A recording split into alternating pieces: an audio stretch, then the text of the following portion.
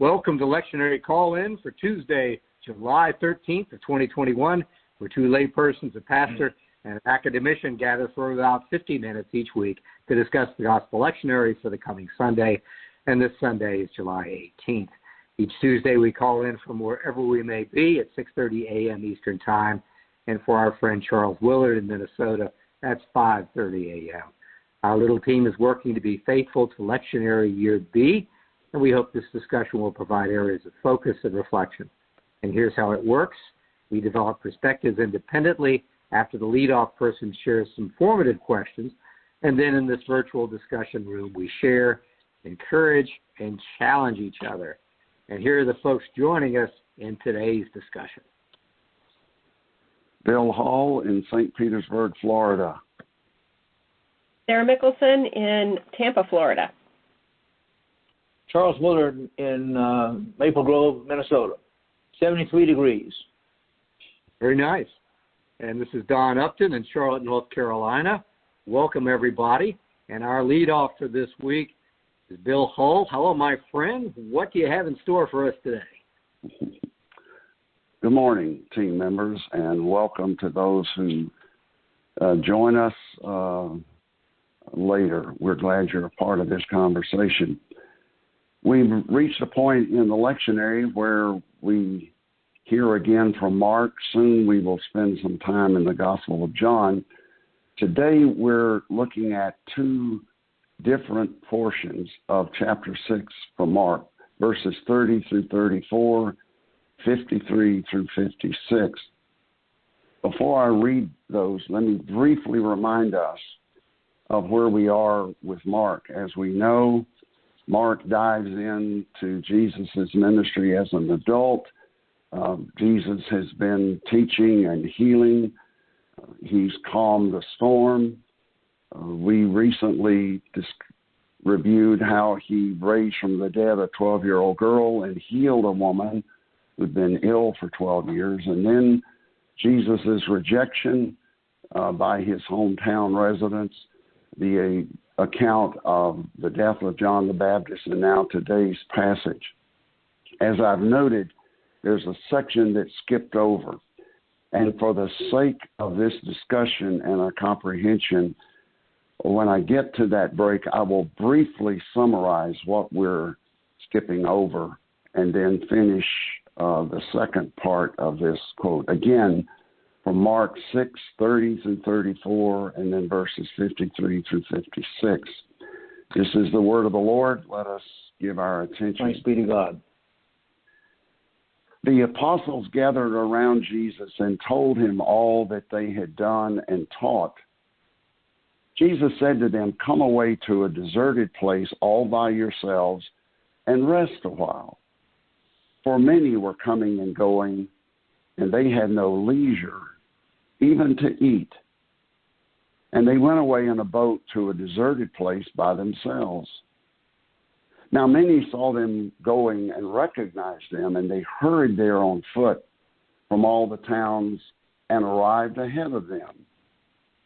As Jesus went, he saw a great crowd, and he had compassion for them because they were like sheep without a shepherd.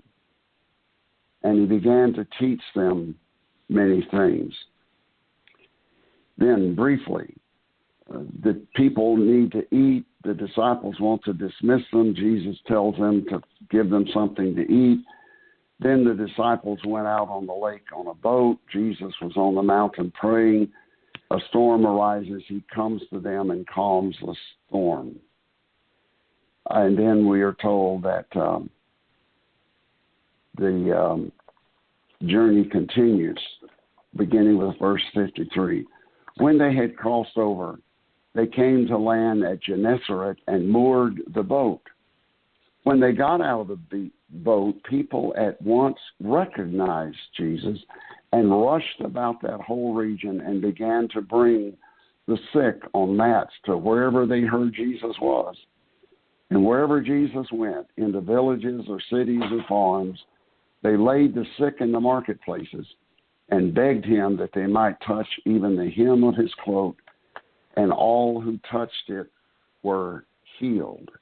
The word of the Lord. Thanks be to God. Thanks be to God.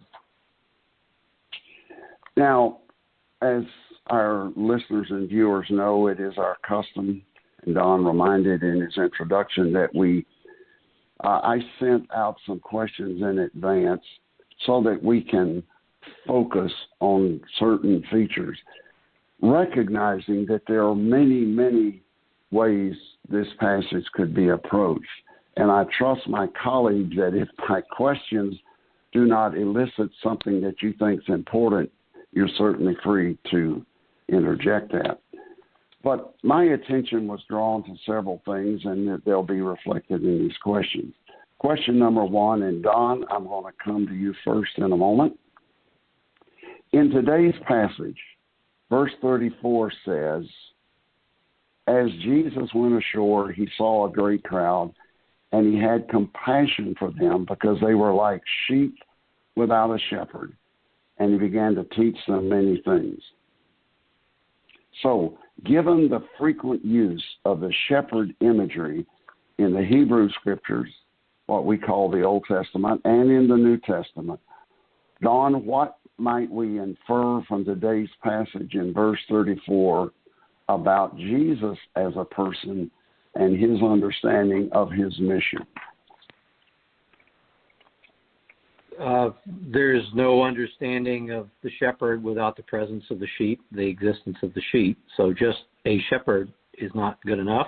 When you see sheep and shepherd, you're just saying, what do we see in the questions of the passage? I think it says stand up and pay attention. Pay attention when you have sheep and shepherd, because they define each other. They build on each other. It has to do with the church and the mission of Jesus. So the compassion piece is really interesting to me this time, and I'm put my hand up here. If you're watching on Zoom, my hand's up going, I'm a lay person, so I can only go so far. I have not studied the old languages. And compassion, as we use it in English, tied to Latin, is consciousness, understanding, consciousness of others' distress. And there seems to be linkages, I understand what the commentators say, with the old language, with the Greek. And that consciousness is connected to some reason for action, a platform for action. And it's distinguished from other kinds of language related to empathy. There's this understanding and consciousness of others' distress. And that's what I'm choosing to read to see here. And there's this separation, and I don't want to get too deep in Christology, but the Son of Man, the holy and the human, compassion, this is something really remarkable here, because we have fatigue and action despite fatigue, and action that leads to fatigue. We've got ministry and mission, ministry on earth, and the overarching mission of Jesus all together. And we have the temporal and eternal, because this is a group of sheep on a particular day, in a particular place, with particular threats that Jesus understands. He understands the distress. And to understand the ministry, I thought about this all weekend, Bill. This was a challenge, but I appreciate the question. That I think the compassion is related to the nature of the sheep, and I have seen sheep, and I kind of know what a modern shepherd does, and I understand the distress of the sheep on a personal level. I will say he sees what will happen. The flock is going to get cut to pieces. And I'm going to be really bold about that. When you see shepherd and sheep, or sheep without a shepherd in Scripture, I choose to believe that it says this flock will get cut to pieces.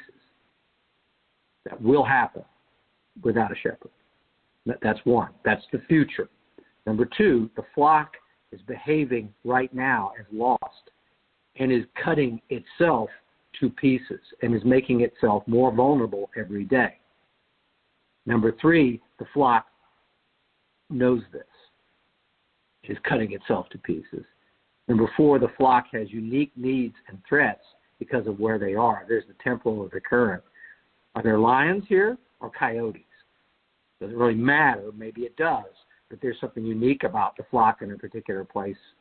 And then I could say flocks are also like other flocks because it's the human condition. And so we could say shepherdless, what's going to happen in the future, what's happening to them right now because of what the flock is aware of, the lostness, and what have we seen in the past. That's how I'm connecting your question to what I'm reading here.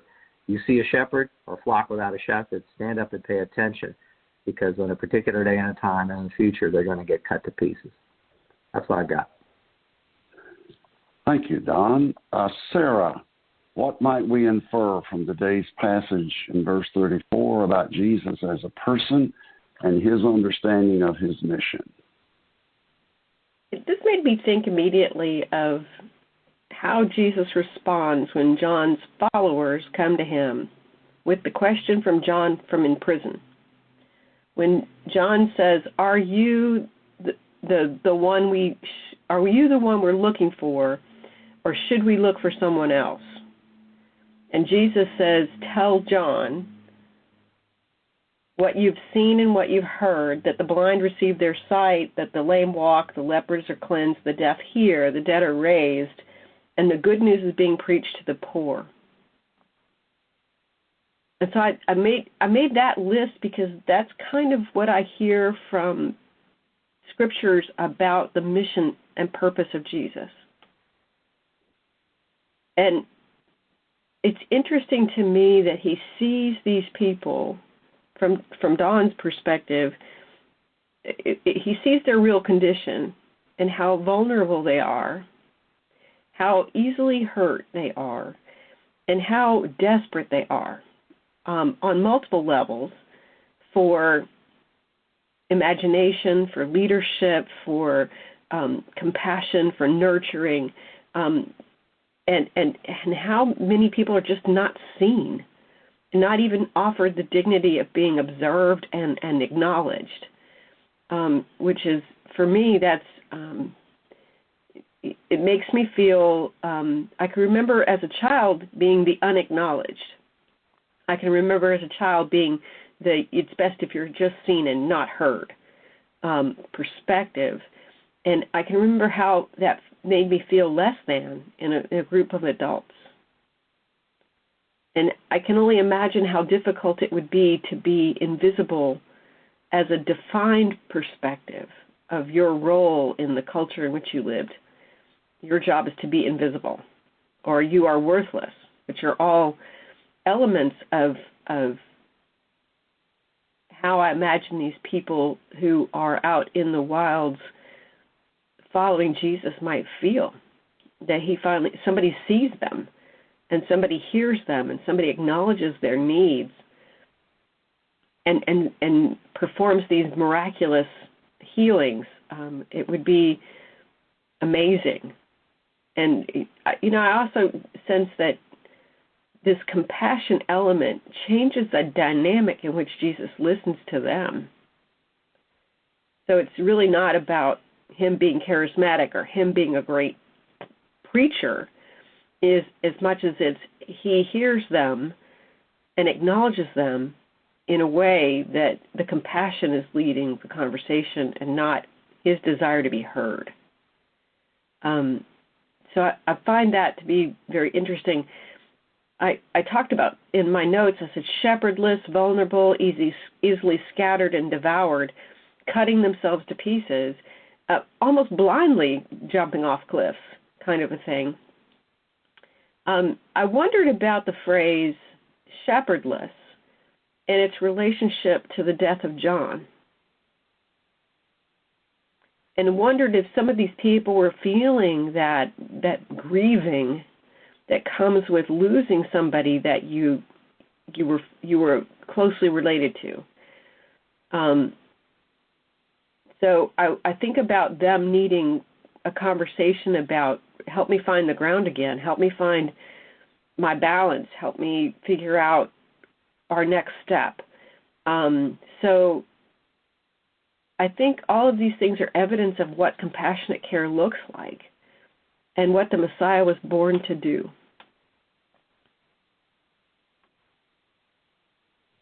Okay, thank you, Sarah. Charles, do you want to share something about this question? I had one weird thought that occurred to me as the conversation began, and that is that if we think about the shepherd image too closely, Jesus seems to be an unusual kind of shepherd because he doesn't stay there. He talks to people and then he goes to the next village. And so my question is, who was the shepherd for the people in the village that got left behind? Who takes care of them? Who sees that they are continue to be nurtured or left to the wolves? I do not have an answer for that question. And I think that one of Jesus's intentions, and I can't speculate about that. One of Jesus' intentions in sending the disciples out two by two is to see what could happen when they went, from place to place. But again, my concern is what happened to the people that were left behind when they went from place A to place B? Who was the shepherd for the sheep that are still domiciled in place A? And when they go to place C, who's left behind to see that the people in place A and B are also taken care of? That question is not answered. And in fact, that's my question about the shepherd image. Shepherd image. Well, I will make one other observation about the shepherd image, and that is that the shepherd image for Jesus, in terms of the way he was represented in the subsequent pictorial representations of Christ in the following centuries, once the church's position became not the subjugated sheep without a shepherd, but the king leading the victorious children of God forward, which happened in about 451. When that happened, then Jesus as a shepherd, in terms of the pictorial representation, began to diminish within the church. There are fewer and fewer representations of Jesus the shepherd and more representations of Jesus the king. Thank you, Charles. And your question is a great springboard to an observation I was going to begin with, and that is, I think, somewhat speaking to your question. Jesus is the good shepherd, but he's not the only shepherd. He is a unique shepherd, to be sure, and he's good in a way that I cannot be as a sinful human being. But there are many shepherds, and I think, Sarah, what we see in human history and even today is everybody has some sort of shepherd, in that there's some vision, there's some purpose that they pursue. And this reminds me that the quality of the shepherd, the ethics, the priorities of the shepherd, whatever form that may take, political ideology or whatever, has a great effect on a lot of other people. Reality is we do look for people, for causes to follow. Now, I did a word search based on the New Revised Standard Version just for the word shepherd, and I didn't write the number down, but I think there were over 130 references in both Testaments. And consistently, there's more to it than this, but one pattern you see is that the image of shepherd is used negatively. The shepherd scatters the flock. The shepherd harms the flock. Conversely, positively, there are many quotes about the appropriate role of the shepherd. And this image of they are like people without a shepherd is repeated a number of times in the Hebrew scripture. So by this comment being made, it's yet another of multitudinous ways that the New Testament is grounded in what we call the Old Testament. And a couple of quotes that are familiar to us, first from Isaiah 40, in terms of the positive role. God will feed his flock like a shepherd. I love this. He will gather the lambs in his arms, the little ones, the vulnerable ones, and carry them in his bosom and gently lead the mother sheep. And then from Jeremiah chapter 3, I, God, will give you shepherds after my own heart who will feed you with knowledge and understanding. Another acknowledgement that there are other shepherds. And I love that phrase, after my own heart, who will feed you with knowledge and understanding. And so the portion that the lectionary leaves out of this part of Mark is the first feeding story in Mark. In this case, the feeding of the 4,000. In chapter 8, the 5,000. So that feeding is not just spiritual, but it also has a physical dimension. And of course, the 23rd Psalm. The power of that psalm to communicate even today among those who've never worked with sheep. And then I particularly like the statement by Jesus in John 10:16. I have other sheep that do not belong to this fold. I must bring them also, and they will listen to my voice, so there will be one flock, one shepherd.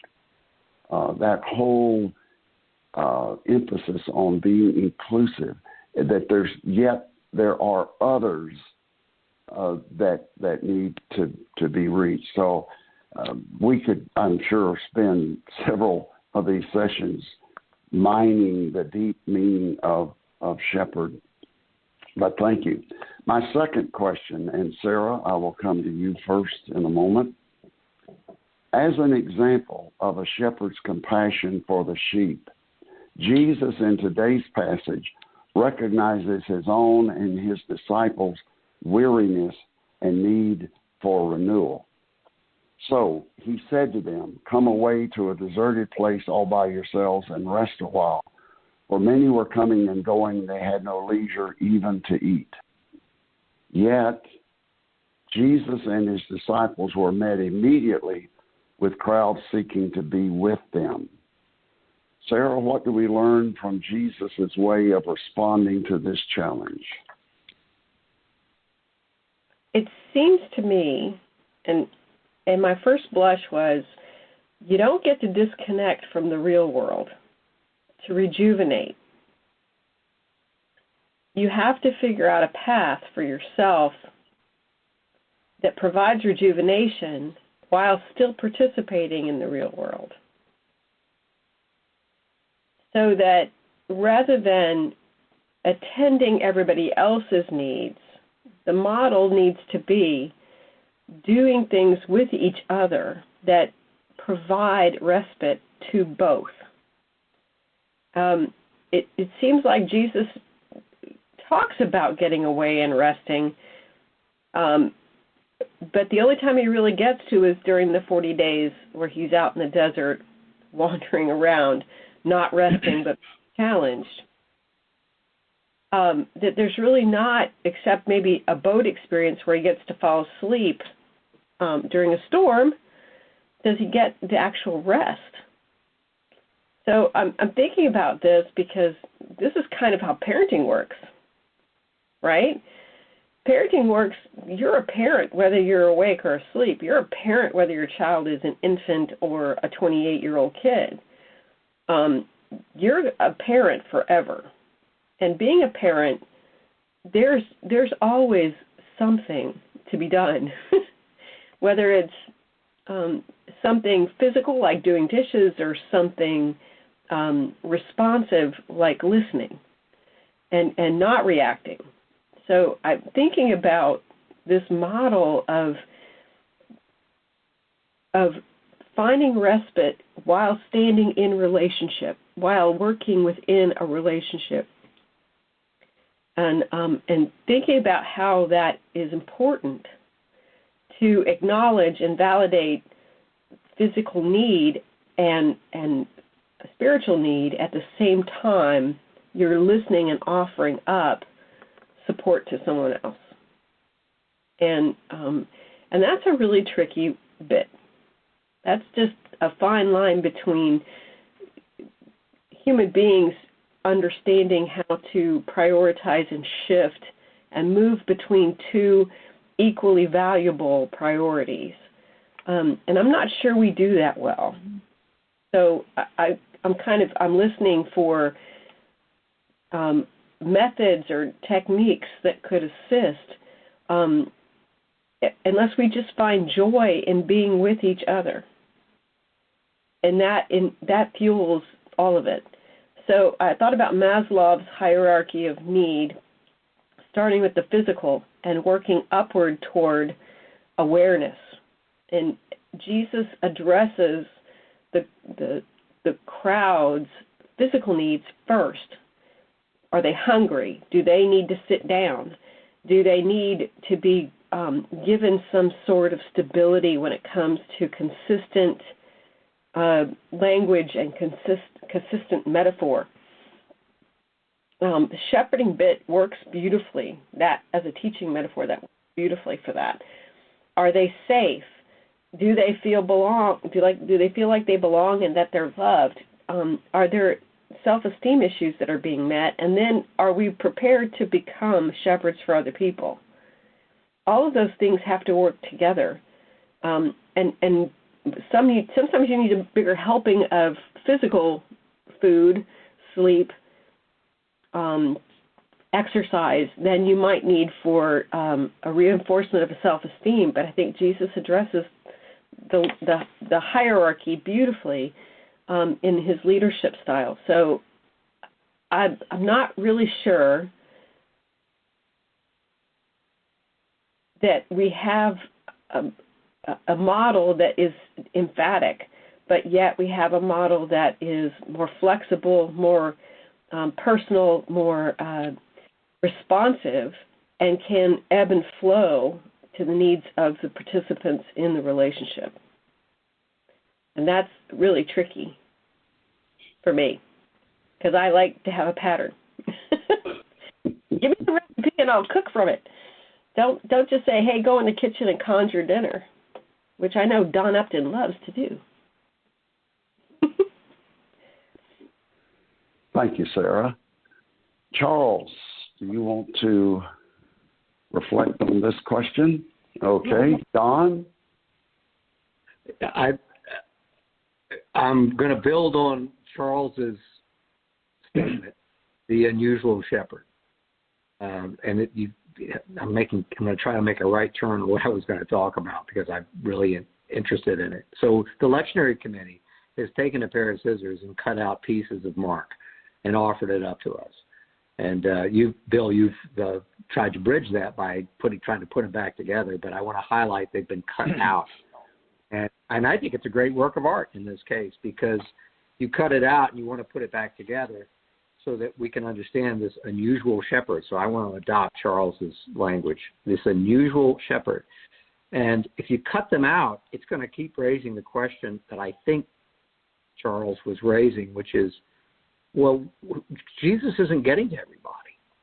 All will not get to Jesus in this story on earth during his ministry. And if we cut out his ministry on earth, we're going to see people not getting to Jesus.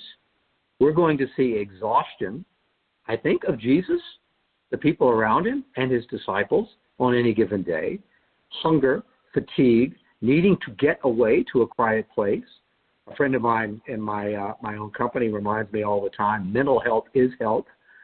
And so we've got this unusual shepherd. But what makes him unusual isn't that all will not get to him. And I think it's important to say, what are the others, like Charles has said, they're not going to get to him, but that's because we've taken the scissors and cut out this piece of earthly ministry. We've got Jesus with compassion and understanding in a world with no triage, no systems, no recognition of staging. We'll do what we can today, and we're going to get some sleep. We're going to do our part. We're going to focus on this particular mission. We're going to focus on this particular need. Today we'd say we're disease-specific because that's all we can do is cure this particular problem. And that makes for unusual reading of this ministry because if you do it this way, you cut it out, the ministry fails, doesn't it? If he's here to save the world. the ministry's failing every day. People are not getting to him to touch his garment. But remember, this is the Jesus that says, do not cling to me in other parts of the gospel. This is not cut out to say it's exhausting. I think it is a bit of Christology that allows me to say, what is the unusual shepherd, Charles Willard? And I would say, there's no tie to the mission on the earth and the cosmic unless you address the cosmic. That this exhausted band of brothers here, followed by this shepherd, are working on something that is not finished. And there you go. It is not finished. And I am trying to echo the gospel in full, where what it is to be finished. And the echo we get is in Transfiguration and the timelessness of Jesus, that the only way to understand the unusual shepherd is that this is not finished. And the exhaustion that we see is reflecting something that's pent up, which is the theme that runs through Gospel 2. The flood waters have not been released. The earth has not been shaken. There is no earthquake. It is not finished yet, but we're seeing a glimpse of that, and this frustration, almost tearful. Well, it is tearful. Jesus does weep that this is not finished, and he can see all the flocks with their unusual distresses, their unique distresses that are going to be and are cutting themselves to pieces and will be cut to pieces. And in each step, we see the reflection in this ministry and this exhaustion of the cosmic. So I'm trying to build on this, the unusual shepherd, the cosmic shepherd here. And that's why, that's the fatigue, the pent up, the frustration of Jesus at this point. And I appreciate what you said, Charles. I may be way off on how I'm interpreting what you raised, but I do appreciate your comment. Thank you, Don. Couple thoughts I would add. I believe I'm referring to the right verb in the original Greek, where Jesus says, come away to a deserted place all by yourselves and rest a while. The word that we translate rest, Mark Davis notes that what it means is to cause or permit one to cease from any movement or labor in order to recover and collect one's strength. So the desire to get away is in its own way a part of ministry. If I keep draining my batteries, I won't have something to offer.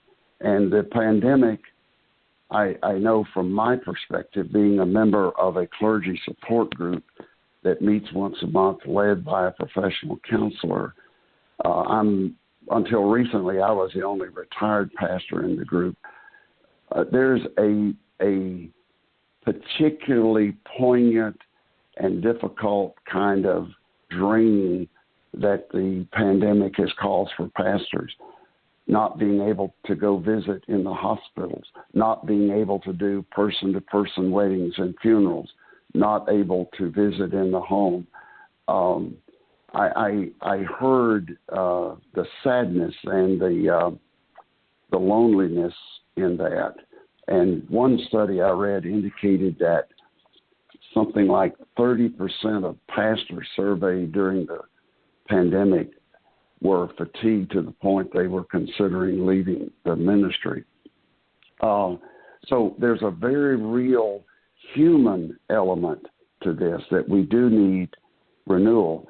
But I resonated with what the image you used of parenting, Sarah, because I am the parent of two now adults and the parent of a grandparent of two grandsons and a third one on the way. You're never off the job. I think every young mother I've ever talked to says she doesn't really fully sleep. There's always a level of awareness, even with the electronic, what do you call these devices where you can hear the baby, anyway, I think that's a particularly powerful image, and I think it applies to Jesus. Another thing here, and our listeners will hear in a moment, the third question, in a sense, overlaps this one, so I will reserve some things for then. A part of what Jesus does when he sincerely wants the disciples to rest and people press in on them is he doesn't do it all himself. He demonstrates, I think, that even in your weariness, when human need is real and pressing, you can do something and you can ask others to help you. What does Jesus say to the disciples in the portion that we didn't read? You give them something to eat. They want to send them away. That's one way to deal with this is get away from me. I haven't got time for your need. Jesus' response is they're hungry, they need food. And by the way, I'm not going to do this all on my own. Disciples, you give them something to eat. And they found some resources and they got multiplied. There again is much here that we could plumb, but let's move to question number 3. And I've already noted it's somewhat related to question number 2 that we just dealt with. How might we today embrace and engage in Sabbath while balancing a compassionate response to the needs of people and also providing for our own responsible self-care? Again, referring to the clergy support group, a continuing thing which you could predict in this monthly confidential session is how do I balance the personal and professional? And sometimes we grade ourselves, and my colleagues and I do not grade ourselves high. For the very reasons that are illustrated in this story. We take a day off, we go on vacation. There are things we can do. And Jesus, it seems to me, it is made clear in Scripture, sought time and again the way to be alone by himself or along with the disciples. And he engaged in prayer in the garden before he was arrested. So first of all, I would say that I do not want to rationalize we ministers at times not doing a job of balancing personal and professional.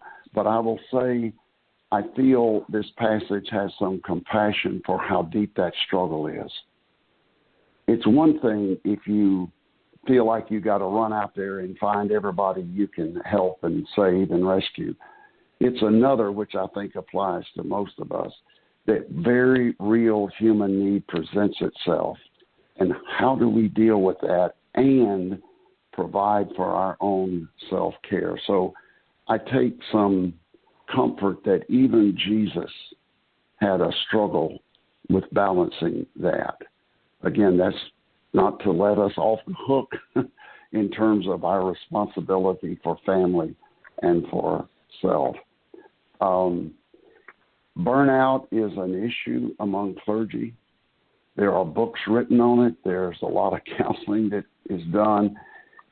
There is a very real risk that if we don't provide for some kind of self-care, that we will end up being unable to care for others as well as ourselves.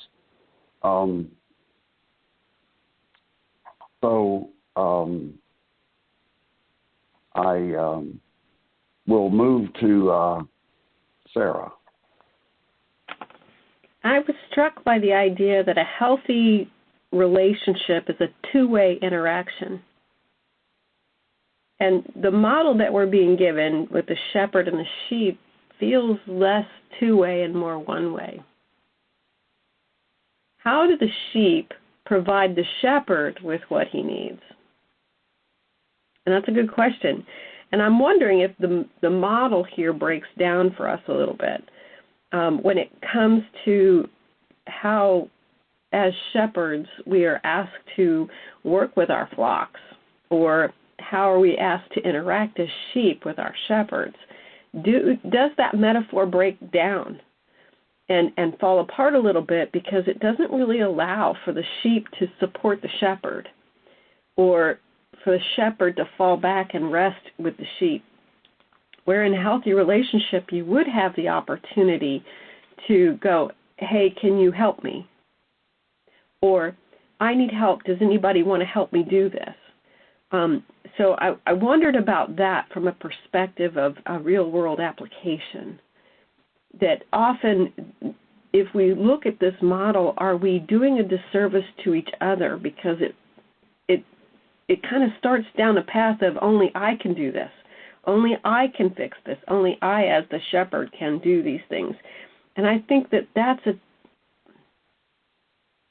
an ego trap to some extent, and it puts people in a place where they put themselves on a pedestal and isolate themselves and find themselves without the resources to restore their own strength. I'm not going to say that I have an addictive personality, which I might. I'm not going to say that I am traditionally a person that says, if the job needs doing, it's obviously for me. So I wonder about those of us who have a work-life imbalance and thinking about how we respond effectively to the needs of others. And I've seen this happen in parenting styles. Mothers often feel like there's always 9 things to do before I go to bed. And if I can't see 9, it's just because I haven't walked out of this room. And I don't have that ability to go, it will all wait until tomorrow. I don't have that gene. I don't know how that works with other people. In my world, it's, well, don't put off until tomorrow what you could do today. And so I think about that and how what a flawed thinking that is in some conditions, because it teaches me that there's no rest. Or it teaches me that if I rest, I'm being lazy. And that's, I think, problematic as well.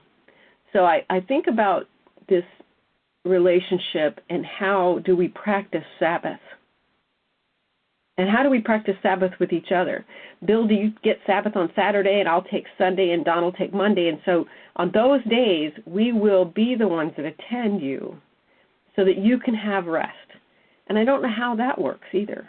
Because if we all agree that Sunday is Sabbath, then obviously lunch isn't going to get served, or laundry's not going to get done, or grocery shopping won't occur, because the rest of my week is pretty scheduled.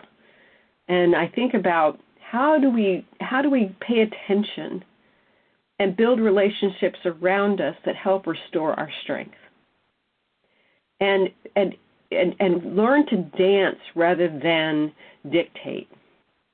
Dance with instead of dictate to, which I think is of value here. And how do we raise shepherds? Because as parents, that's what we should be doing. Like, how do we raise a shepherd? A shepherd is someone who can take care of someone else, including themselves. So I really left this question with more questions and wondered about, I worry about the red herring of Sabbath and what it means.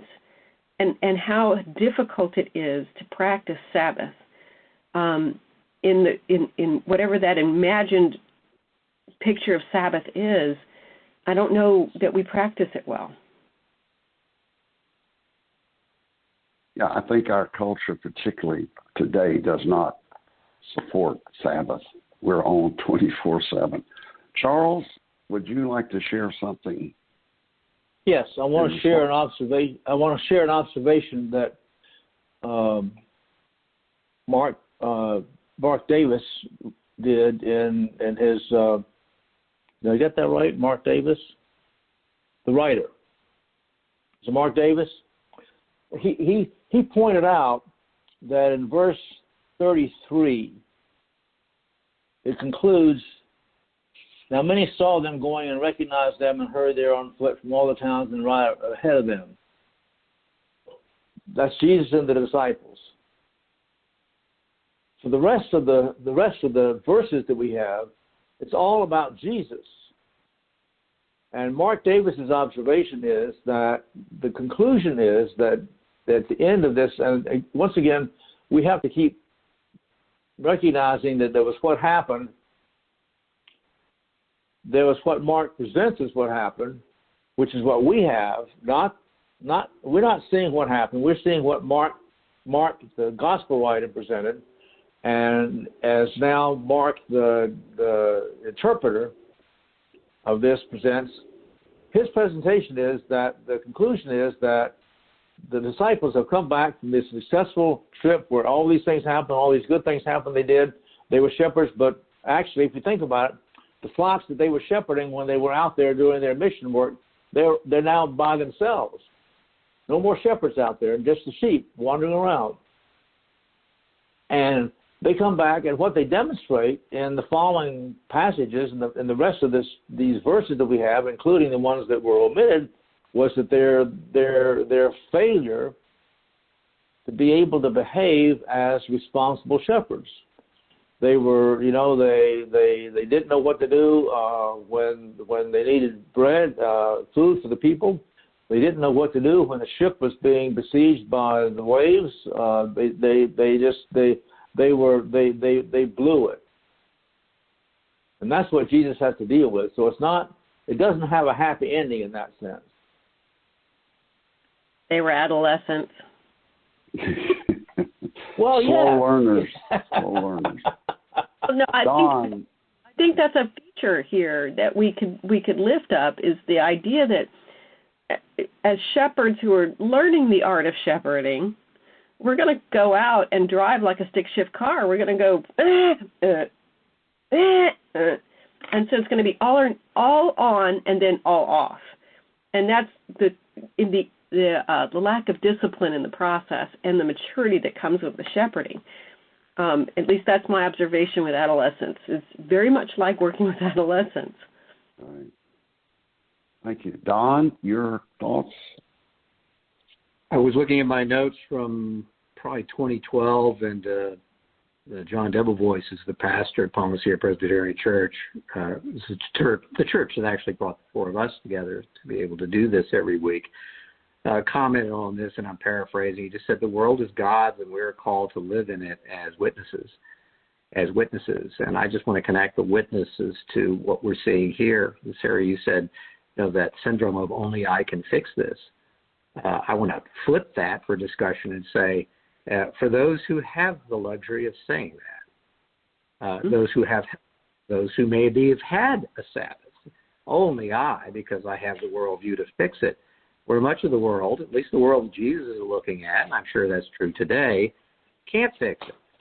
He doesn't know how to fix it. I mean, it's a flock that's going to get cut to pieces, and they're cutting themselves to pieces, and they're sharing their crazy madness in terms of the frustrations they have, that they can't fix it. So we've got two sides of this, and both are unhealthy.